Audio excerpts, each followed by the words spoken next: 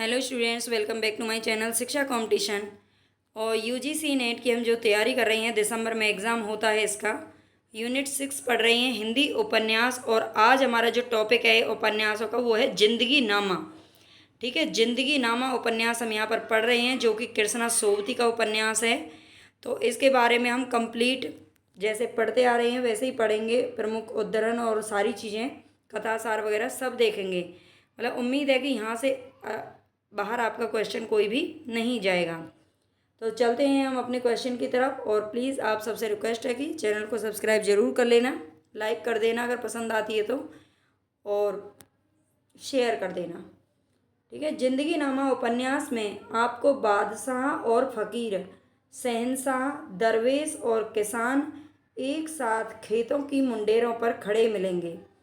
तत्कालीन समाज की प्रमुख कुरीतियाँ एवं सामाजिक आर्थिक समस्याओं की झलक भी इस उपन्यास में दिखाई देती है।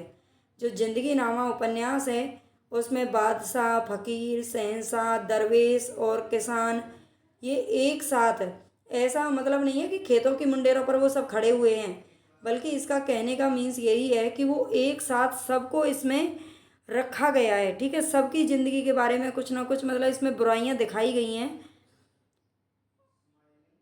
और इसमें कुरीतियाँ और सामाजिक आर्थिक समस्याओं की झलक भी दिखाई गई है।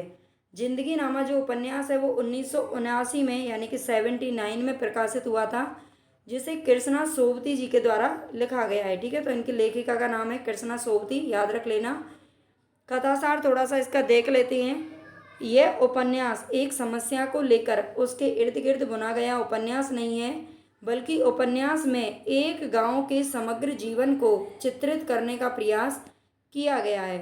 ठीक है, तो ये याद रख लेना, इसमें सारे जीवन को, सारे गांव के माध्यम से पूरे जीवन पर प्रकाश डाला गया है, ना कि कोई एक समस्या को। इस उपन्यास में पंजाब के डेरा जट्टा नामक गांव की 19वीं सदी के आरंभिक 20 वर्षों के घटनाक्रम को व्यक्त किया गया है। ठीक है, 19वीं सदी के आरंभिक 20 वर्षों के घटनाक्रम को व्यक्त किया गया है। ये मोस्ट इंपॉर्टेंट पॉइंट है, इसको याद रख लेना। डेरा जट्टा गांव का, ठीक है, जो कि पंजाब में पड़ता है, मतलब पड़ता था उस टाइम पर, अब तो मुझे नहीं पता है कि नहीं है। तो पंजाब के डेरा जट्टा नामक गांव से इसमें दिखाया गया है। आप जानते हैं जो एक गांव के नाम है ये बहुत ही इंपॉर्टेंट है और यहाँ से क्वेश्चन बनता है। हमने और भी जो 2-3 उपन्यास पढ़े हैं उनमें भी अलग अलग गाँव को दिखाया गया है। जो अभी कल राग दरबारी पढ़ा था उसमें सिपालगंज का नाम आता है। एक मेला आंचल उपन्यास पढ़ा था, उसमें पूर्णिया जिले के मैरीगंज गांव का नाम आता है। तो ऐसे करके ही याद रख लेना। जो गोदान है उसमें भी सेमरी और बेलारी गांव के नाम आते हैं। ठीक है, तो इन गाँव के नाम आपको याद रखने हैं।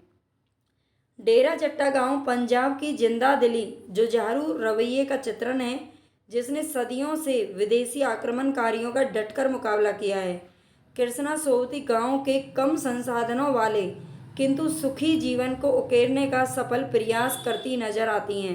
तत्कालीन समाज की प्रमुख कुरीतियाँ, कुरीतियाँ आप जानते होंगे बुराइयों को बोलते हैं, एवं सामाजिक आर्थिक समस्याओं की झलक भी इस उपन्यास में दिखाई पड़ती है। मुख्य कसक तो इस बात की है कि जो जाट खेती कर रहे होते हैं, जमीन उनकी है ही नहीं। मतलब जिस जमीन पर वो खेती कर रहे हैं ना, जमीन उनकी नहीं है। उनको अपनी उपज का, यानी कि जो भी वो फसल बोते हैं उसकी उपज का एक बड़ा हिस्सा साहूकारों को देना पड़ता है। साहूकार कुछ करते नहीं हैं, सिर्फ जमीन उनकी होने के कारण उनकी उपज का सबसे बड़ा भाग ले लेते हैं। मतलब जमीन साहूकारों की है और उसमें मेहनत फसल बोने का, करने का काम कौन करता है? तो जो जाट है, मतलब जाटों के माध्यम से दिखाया गया है, वो करते हैं। जमीन के मालिकाना हक को लेकर जाटों में सुलग रही आग की झलक, ये आग है, आग की झलक उपन्यास में दिखाई देती है। सूदखोरी के चंगुल में फंसे गरीब की बेबसी दिखाई देती है। गरीब साहूकार से खेती, बीमारी या विवाह आदि के लिए लोग कर्ज ले लेते हैं। जो गरीब लोग हैं वो साहूकारों से अपना काम चलाने के लिए कर्ज ले लेते हैं और वे उसका पूरे जीवन भर ब्याज चुकाते हैं, और उनके बाद भी उनका ब्याज ख़त्म नहीं होता, उनके बच्चे पोते तक चुकाते रहते हैं, किंतु जो ब्याज है ना वो निपटता ही नहीं है कभी भी। गरीबों को मानसिक रूप से नियंत्रण में रखने के लिए सूदखोरी साहूकारों का सबसे बड़ा हथियार नजर आता है। मतलब लेखिका ये कहती हैं कि जो सूदखोरी है, यानी कि ब्याज पे पैसा देना और फिर उनसे ब्याज वसूलते रहना, तो ये गरीबों को पूरी तरह से अपने कंट्रोल में रखने के लिए ये साहूकारों का एक हथियार है। कहीं कहीं विद्रोह उपजने की आशंका होने पर साहूकार उदारता दिखाकर कुछ ढील दे देते हैं। ठीक है, कभी कभी जब उन्हें लगता है कि लोग हमारे खिलाफ हो रहे हैं तो वो कुछ थोड़ी बहुत उनको ढील दे देते हैं। गांव में छोटी छोटी बातों पर कत्ल हो जाते हैं। उपन्यास को पढ़ते समय ऐसा लगता है कि मानो पंजाबी जनजीवन को बहुत महत्व ही नहीं देता है। ठीक है, ऐसा लगता है इस उपन्यास को पढ़ते समय कि मानो जो पंजाबी हैं वो जनजीवन को महत्व नहीं देते। साहूकार वगैरह नियमित रूप से मुकदमे में उलझे हुए रहते हैं। प्रथम विश्व युद्ध में गांव के मुखिया उत्साहपूर्वक बड़ी संख्या में जवानों को सेना में भर्ती करवा देते हैं। ठीक है, जो गांव के मुखिया बने हुए फिरते हैं वो दूसरे जो जवान हैं, जो युवा बच्चे हैं, उनको सेना में भर्ती करा देते हैं। क्योंकि आपने देखा होगा, अपने परदादा दादा से कभी ये बातें सुनी होंगी कि आजकल फौज में लगना भी इतना दुर्लभ काम हो गया है ना। और पहले क्या होता था, फौज में भर्ती होना, सेना में भर्ती होना मतलब उनको ज़बरदस्ती घरों से ले जाते थे। जब प्रथम विश्व युद्ध शुरू हुआ था तब उन्हें बहुत सारे लोगों की ज़रूरत थी, सेना की ज़रूरत थी। तो बहुत सारे मतलब उनकी क्वालिफिकेशन वगैरह कुछ नहीं देखते, बस चलो, है ना। गाड़ियाँ आती थी और उनको भर भर के ले जाती थी। तो जवानों को सेना में भर्ती करवा देते हैं। कुछ जवान तो जोश में भर्ती हो जाते हैं और कुछ मुरब्बे के लालच में सेना में भर्ती हो गए थे। गांव में प्रेम विवाह को लेकर काफ़ी लचीलापन नजर आता है। इसमें प्रेम विवाह पर भी दिया गया है जोर। लचीलापन नजर आता है और ऐसे जो विवाह होते हैं उनमें जाति को प्रमुखता नहीं दी जाती।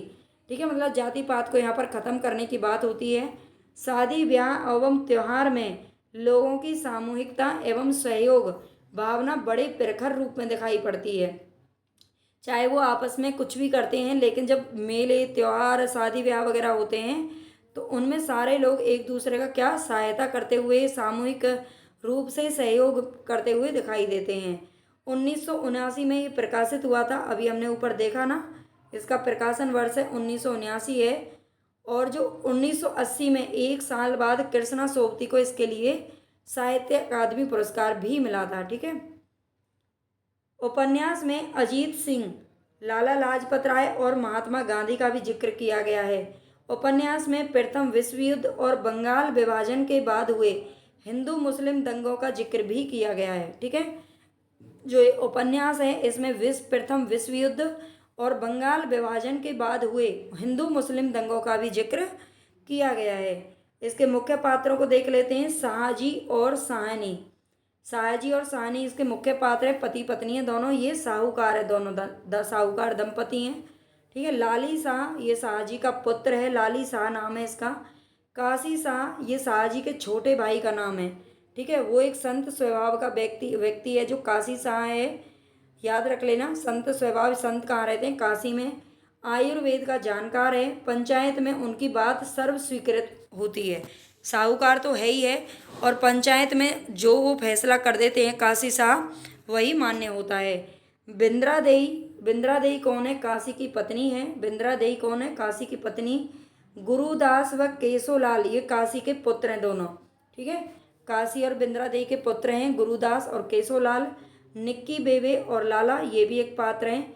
चाची मेरी ये हवेली की बुजुर्ग हैं, चाची मेरी। राबिया फतेह शेरे ये सब हवेली में ही रहते हैं। ठीक है, सलामत अली कौन है, थानेदार है। सलामत अली कौन है, थानेदार है। मेहर अली ये जमीन के अधिकारों को लेकर आक्रोशित है। करम बीवी और बरखुरदार ये दादी पोता हैं। ठीक है, दोनों जने दादी पोता हैं, करम बीवी और बरखुरदार। शीरी, शीरी कौन है, ये बरखुरदार की पत्नी है। हवेली के सहायक दिलबाग, हुसैना, नाइन, चन्ना, माँ, बीवी ये सब हवेली में सहायक लोग हैं।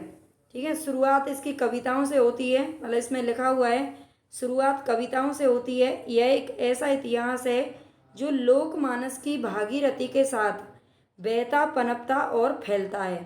ठीक है, ये उद्धरण इसका याद रख लेना।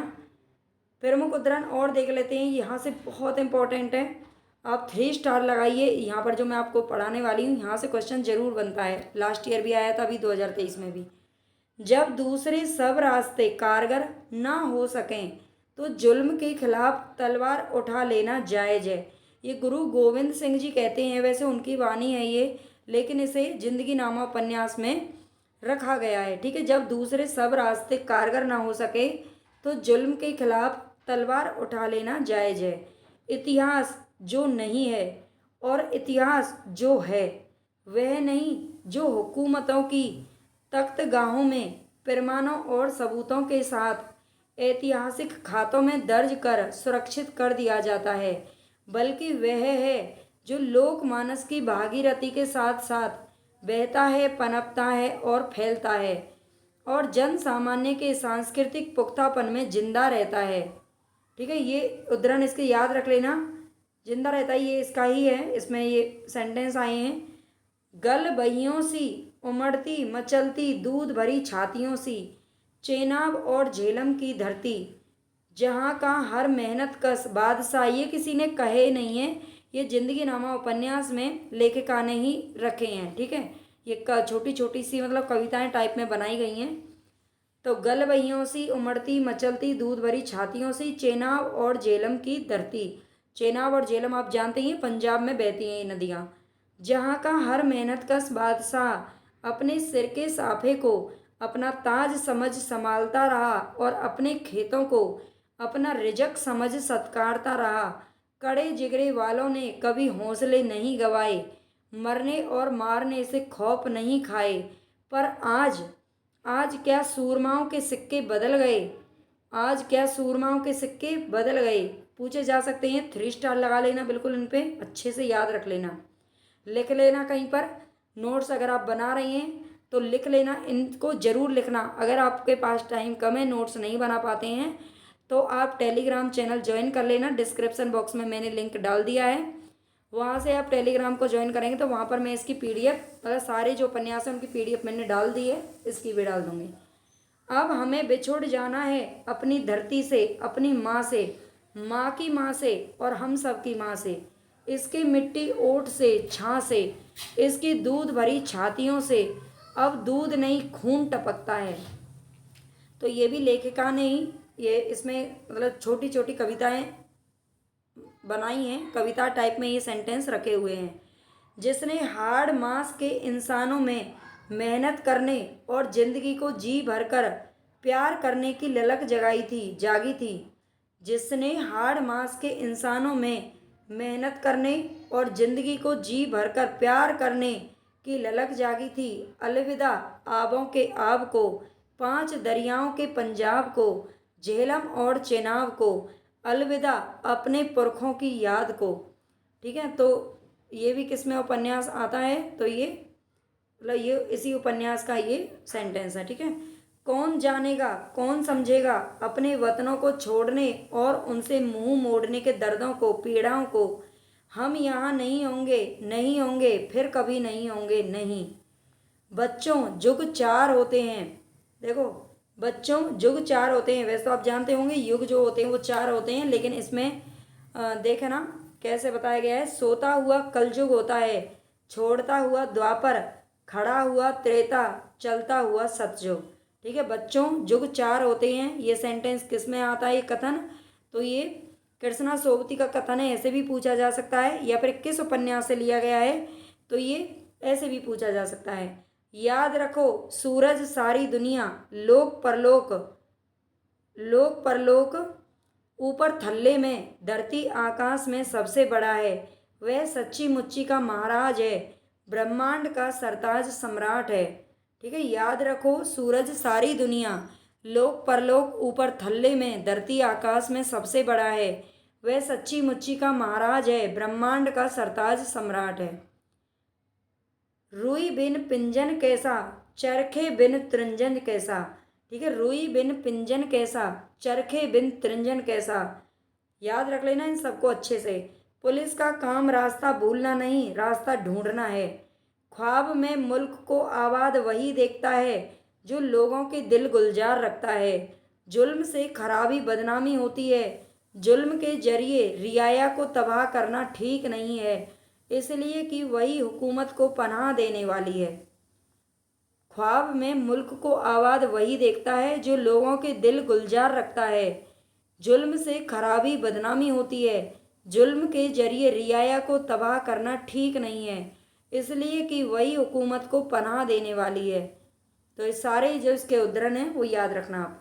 कृष्णा सोबती के बारे में थोड़ा सा और देख लेते हैं। इनका जो जन्म है वो 1925 में होता है और मृत्यु 2019 में होती है। ठीक है, कृष्णा सोबती जो अब तक हमने जो भी उपन्यासकार पढ़े हैं उन सब में सबसे बाद में इन्हीं की मृत्यु होती है, 2019 में ही थी। श्रीलाल शुक्ल जी जिनको अभी हमने कल पढ़ा था, उनकी 2011 में उनकी मृत्यु हुई थी, है ना। अन्य उपन्यास हैं इनके मित्रों मरजानी 1967 में आया था, सूरजमुखी अंधेरे में 1972, जिंदगी नामा उपन्यास 1979, दिलों दानिश 1993, समय सरगम 2000। देखो ये इम्पोर्टेंट है, याद रख लेना इनको, क्योंकि जो गद्यकार आप पढ़ेंगे उनके बाकी के आपको गद्य विधाएं भी याद रखनी होंगी, क्योंकि वहाँ से क्वेश्चन ज़्यादा पूछे जाते हैं। मित्रों मरजानी 1967, सूरजमुखी अंधेरे में 1972, जिंदगी नामा 1979, दिलों दानिश 1993, समय सरगम 2000, गुजरात पाकिस्तान से गुजरात हिंदुस्तान 2017, चन्ना 2019। ठीक है, तो ये सारे जो कृष्णा सोबती के क्या हैं उपन्यास हैं, इनको क्रम से याद रख लेना, क्रम बहुत पूछे जा रहे हैं आजकल। और प्लीज़ चैनल को सब्सक्राइब जरूर कर लेना भाई। ठीक है, और अगर आपको अच्छी लगी वीडियो तो लाइक कर देना, शेयर कर देना। धन्यवाद।